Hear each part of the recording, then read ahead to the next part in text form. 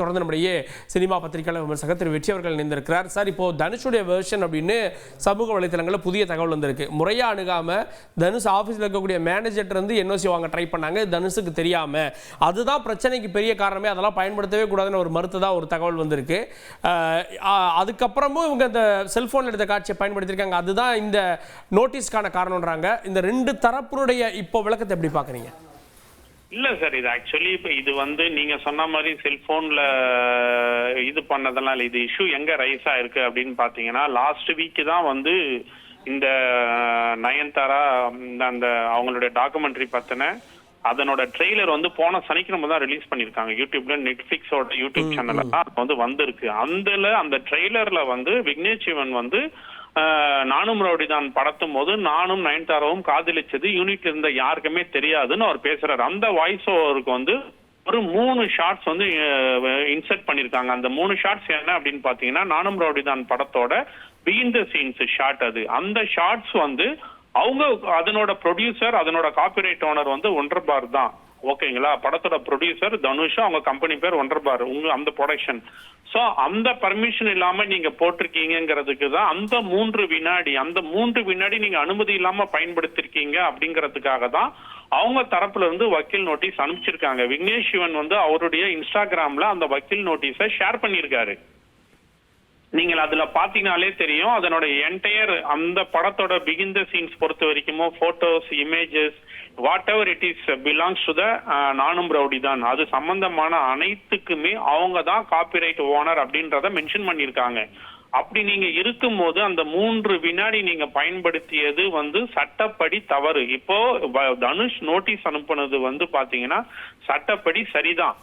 இவங்க பயன்படுத்திட்டாங்க. அந்த பயன்படுத்தினதுக்கு இவங்க 10 கோடியா அப்படிங்கிற ஒரு விஷயத்துலதான் அவங்க இன்னைக்கு இந்த அறிக்கையை விட்டுருக்காங்க. அவங்க இது பாத்தீங்கன்னா இது அமிக்கபுலா 2 பேருக்கு இடையில பேசி தீர்த்திருக்க வேண்டிய ஒரு விஷயம். அது இதுக்கு வந்ததுக்கு அப்புறமா இதுக்கு வெளிப்படையா அது ஒரு பிசினஸ் மைண்ட் ரீதியா சண்டையா, இல்ல ஒரு நடிகையான சண்டையா அப்படின்னு எல்லா இடத்துலயும் இது பேசப்படும். மேலோட்டமாகவும் பேசப்படும், சினிமா வட்டாரத்துல என்ன சண்டைன்னு கிசுகிசுப்பாகவும் பேசப்படும். இந்த மாதிரியான ஒரு இதுக்கு இடம் கொடுத்துட்டாங்களே.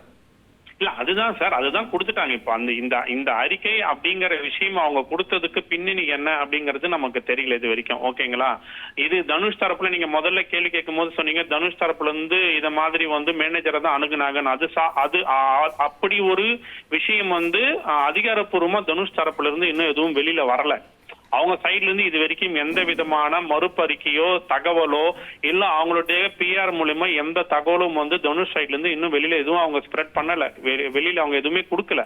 ஆனால் இது பாத்தீங்கன்னா இப்ப மார்னிங் இருந்த ட்ரெண்ட் உங்களுக்கு நயன்தாரா அவங்க சொன்ன அறிக்கையை பேஸ் பண்ணி அந்த நேரத்துக்கு பல விதமான கருத்துக்கள் போயிட்டு இருந்தது. இப்ப பாத்தீங்கன்னா முக்கியமா இது என்ன பாக்குறாங்க எல்லாருமே பாத்தீங்கன்னா, இது ஒரு கமர்ஷியலா தான் பாக்குறாங்க. இது ஒரு வியாபாரம் சார்ந்த ஒரு விஷயம். நயன்தாரா அவங்க டாக்குமெண்ட்ரிய நெட்ஃபிளிக்ஸுக்கு ஒரு குறிப்பிட்ட தொகைக்கு கொடுத்திருப்பாங்க.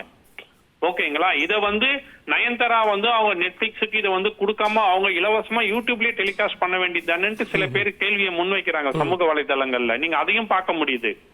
சரி, அப்படி பார்க்கும்போது தனுஷ் நீ பிசினஸ் பண்றீங்க, அதே மாதிரி நானும் பிசினஸா அதுக்கு உண்டான ஒரு தொகையை கேட்கறேன்னு சொல்லி கேட்கிறாரு. இந்த 2 பக்கத்துக்கு நீங்க நியாயத்தை பாக்குறதுக்கு நயன்தாரா தரப்புல இருந்து என்ன சொல்றாங்க அப்படிங்கறத நீங்க பாத்தீங்கன்னா அறிக்கையில நாங்க கடந்த 2 வருஷமா இதுக்காக போராடிட்டு இருக்கோம் அப்படின்னு ஒரு வார்த்தை அதுல அவங்க வைக்கிறாங்க.